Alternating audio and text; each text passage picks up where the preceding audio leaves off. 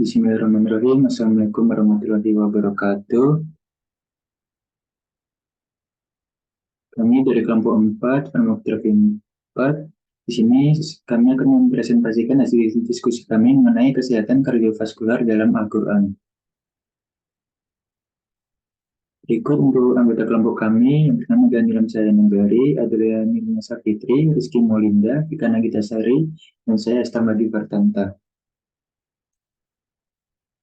Baik, untuk pendahuluannya, Al-Quran merupakan sebuah kitab suci yang tidak hanya mengandung ayat-ayat yang berdimensi keilmuan, hukum, serta budi pekerti saja, namun juga memberikan perhatian juga tentang perkembangan ilmu pengetahuan. Dalam Al-Quran dijelaskan bahwa dalam proses kehidupan manusia suatu saat ini akan kembali pada bentuk yang lemah, yang disebutkan dalam surah Al-Has, surah ke-22 ayat ke-5, dan Yasin surat ke-36 ayat 68 yang dalam ilmu kedokteran lebih dikenal dengan proses degenerasi. Sesuai dengan arti secara bahasa, kata degeneratif adalah dalam bahasa Indonesia merupakan adopsi langsung dari kata degeneratif dalam bahasa Inggris, yang berarti sifat merosot atau kemunduran dan mengalami perubahan-perubahan yang terjadi pada umur tua. Penyakit-penyakit kronis tersebut diantaranya adalah penyakit jantung koroner atau PJK, diabetes mellitus, stroke, sirosis hepatis, batu empedu, dan lain-lainnya. Penyakit-penyakit tersebut kadang tidak berdiri sendiri, namun suatu penyakit dapat juga menimbulkan atau menjadi risiko terjadinya penyakit lain. Al-Quran telah menerangkan tentang degeneratif merupakan proses yang dilalui oleh sebagian manusia, seperti yang diterangkan dalam surah Al-Has, surah ke-22 ayat ke-5 dan Yasin surah ke-36 ayat ke-68.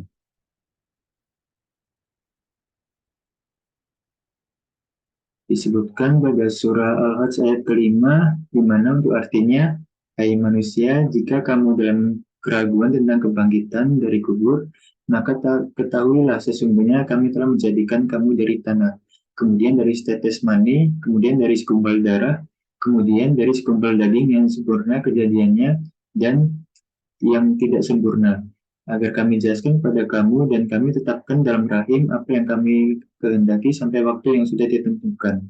Kemudian kami keluarkan kamu sebagai bayi, kemudian dengan berangsur-angsur, kamu sampailah kepada kedewasaan.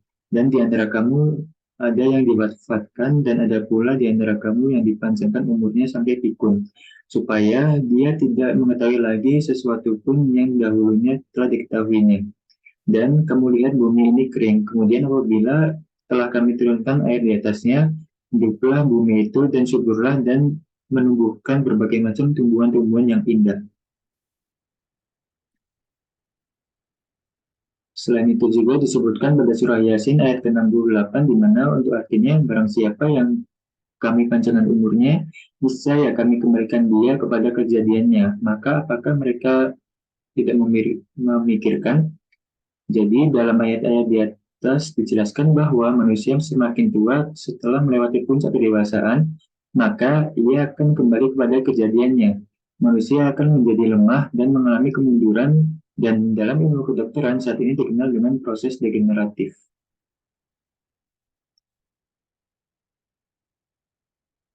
Baik, untuk jantung dalam bahasa Arab yaitu qalb mengartikan perasaan atau kalbu. Sebagaimana jantung dalam kehidupan juga sangat penting. Jantung berfungsi bukan hanya sebagai mesin pompa darah saja, namun juga memiliki sistem saraf yang bebas lebih dari 40.000 neuron yang mampu mengolah informasi. Terdapat peneliti yang memastikan bahwa informasi yang mengalir dari jantung ke dalam otak melalui jalur-jalur khusus, sehingga mengarahkan sel-sel otak agar dapat memahami dan menyadari. Dan disebutkan juga bahwa jantung memiliki sistem komunikasi yang lebih luas dengan otak daripada organ tubuh kita yang lain.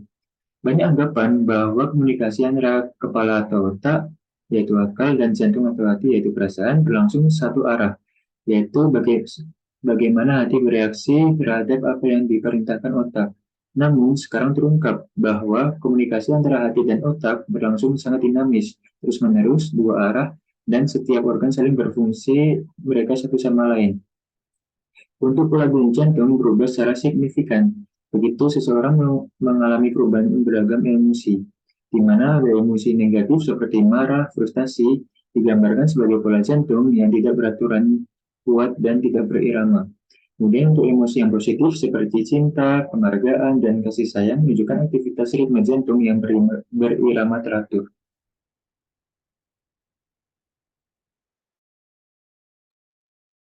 Kemudian penyakit kardiovaskular. Penyakit kardiovaskular sering ditemukan di masyarakat dan erat kaitannya dengan peningkatan kadar lemak dan kolesterol darah. Peningkatan kadar lemak dan kolesterol darah merupakan manifestasi dari kesalahan pola konsumsi gizi. Misalnya, tingginya konsumsi makanan yang mengandung asam lemak jenuh, gula murni, dan kolesterol. Penyakit-penyakit tersebut diantaranya penyakit jantung koroner, sindrom angina pectoris, dan hipertensi. Salah satu penyakit kardiovaskular degeneratif adalah penyakit jantung koroner yang disebabkan oleh proses aterosklerosis atau pengerasan dan kekakuan pada pembuluh darah jantung atau arteri koroner.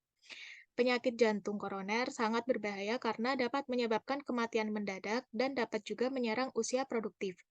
Manifestasi atau gejala dan tanda-tanda penyakit jantung koroner adalah terjadinya ketidakseimbangan kebutuhan oksigen otot jantung, miokardium dengan asupan dan ketersediaan oksigen pada jaringan otot tersebut. Hal ini terjadi karena terjadinya penyempitan atau penyumbatan pada arteri koroner akibat aterosklerosis, sehingga aliran darah menjadi sangat berkurang ke jaringan otot jantung yang disebut dengan iskemia. Framingham Study, suatu penelitian yang sangat terkenal dalam ilmu kedokteran dalam bidang gizi dan penyakit degeneratif, menerangkan bahwa banyak faktor yang dapat mempercepat dan meningkatkan resiko terjadinya aterosklerosis. Faktor-faktor tersebut diantaranya obesitas, hiperlipidemia atau dislipidemia, merokok, diabetes mellitus, emosi, kurang aktivitas fisik, genetik, umur, jenis kelamin, dan kepribadian tipe A.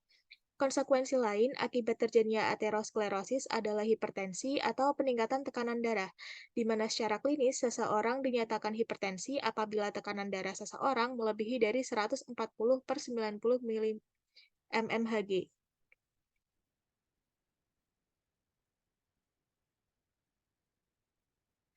Untuk pencegahan dari penyakit kardiovaskular, kadar lemak dan kolesterol darah harus tetaplah normal. Untuk mengatur agar kadar kolesterol darah tetap dalam keadaan normal, perlu pengaturan pola dan jenis makanan secara baik dan optimal.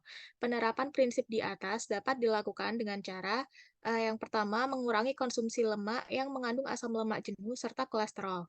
Yang kedua, meningkatkan konsumsi asam lemak esensial dari asam lemak tak jenuh seperti asam lemak omega 3. Dengan mengkonsumsi asam lemak esensial yang optimal dapat meningkatkan kadar HDL kolesterol darah dan menurunkan LDL kolesterol. Dengan rendahnya LDL dan optimalnya kadar HDL dapat menurunkan resiko terjadinya aterosklerosis dan dapat mencegah timbulnya penyakit jantung koroner dan hipertensi. Yang ketiga, yaitu konsumsi kalori atau karbohidrat harus sesuai dengan kebutuhan tubuh, aktivitas sehari-hari, dan keadaan pertumbuhan. Kalori yang dikonsumsi haruslah optimal dalam mencukupi kebutuhan kalori per hari dan tidak boleh berlebihan. Apabila konsumsi karbohidrat berlebihan, maka tubuh akan menyimpannya dalam bentuk glikogen dan lemak sebagai cadangan kalori. Namun, karena penyimpanan dalam bentuk glikogen terbatas, bila konsumsi kalori sangat berlebihan, maka akan disimpan dalam lemak berupa trigliserida dengan tidak terbatas. Bila hal ini terus berlanjut, maka akan dapat menimbulkan kegemukan atau obesitas. Obesitas akhirnya juga beresiko terhadap timbulnya penyakit jantung koroner, angina pectoris, dan juga hipertensi.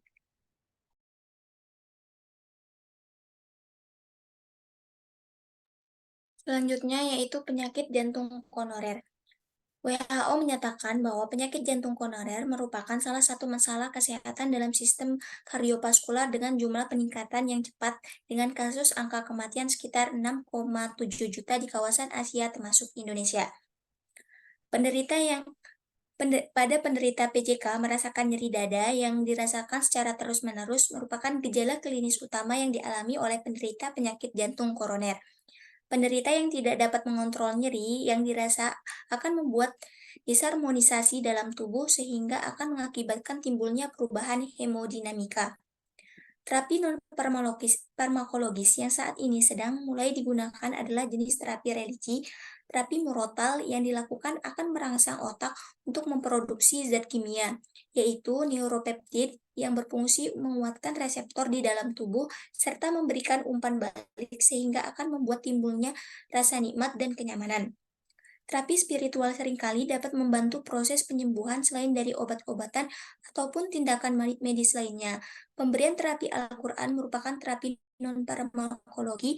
Contohnya dengan ayat Al-Quran yang dilantunkan saat terapi murotal adalah surat Al-Fatihah, Al-Ikhlas, Al-Falaq, An-Nas, ayat Kursi, surat Yasin ayat 58, Al-An'am ayat 1-3 dan 13, kemudian Ar-Rahman ayat 1-78.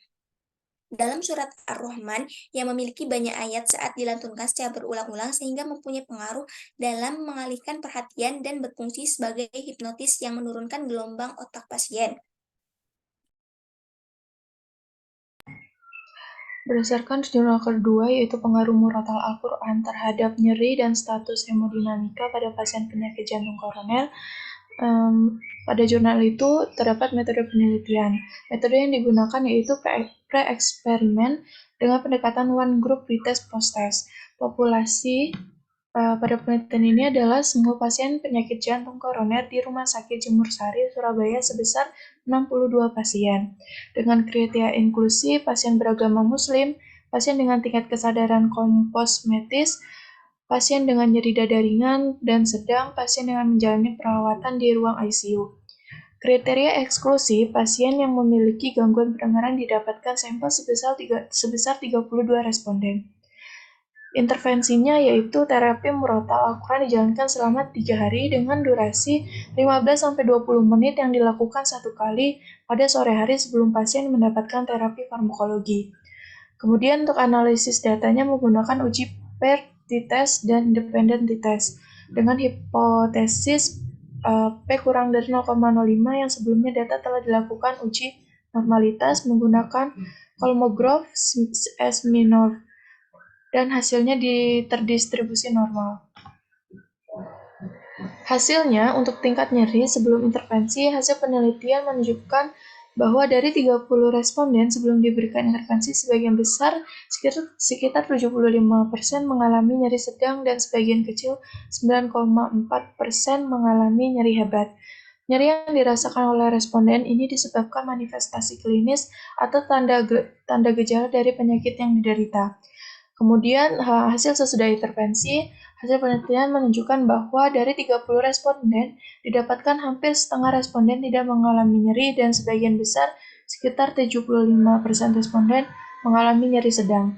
Murotal Al-Quran dapat mempengaruhi tingkat nyeri pada pasien PJK sehingga tidak mengganggu kenyamanan pasien saat menjalani perawatan. Di samping itu, murotal Al-Quran juga memberikan efek ketenangan pada pasien sehingga dapat mempercepat dalam pemulihan. Untuk hasil hemodinamika sebelum intervensi, hasil penelitian menunjukkan bahwa dari 32 responden didapatkan sebagian besar, sekitar 62,5% responden memiliki hemodinamika tidak normal. Berdasarkan hasil observasi status hemodinamika tidak normal yang terjadi pada responden diakibatkan oleh nyeri yang tidak terkontrol. Di samping itu, pasien juga mengungkapkan bahwa pasien cemas dengan penyakit yang dideritanya, yang tidak kunjung sembuh dan sering kambuh. Kemudian hasil sesudah intervensi, hasil penelitian menunjukkan bahwa dari 30 responden didapatkan hampir seluruh, sekitar 84,4% responden memiliki hemodinamik yang normal. Penelitian berpendapat bahwa hampir seluruh responden yang mengalami PJK memiliki hemodinamika normal setelah diberikan terapi murotal Al-Quran. Hasil observasi dan wawancara disebabkan oleh ketenangan dan kenyamanan pasien sehingga nyeri yang dirasakan teralihkan dan berdampak positif terhadap status hemodinamika pasien. Selanjutnya, untuk kesimpulan, jadi untuk terapi murotal Al-Quran itu berpengaruh dalam menurunkan intensitas nyeri dan menstabilkan hemodinamik pada pasien penyakit jantung koroner yang dirawat di ruang intensif care unit di Rumah Sakit Islam Jemur Sari, Surabaya. Berikut beberapa referensi yang kami gunakan. Sekian yang dapat kami sampaikan. Mohon maaf bila ada kekurangan dan kesalahan kata.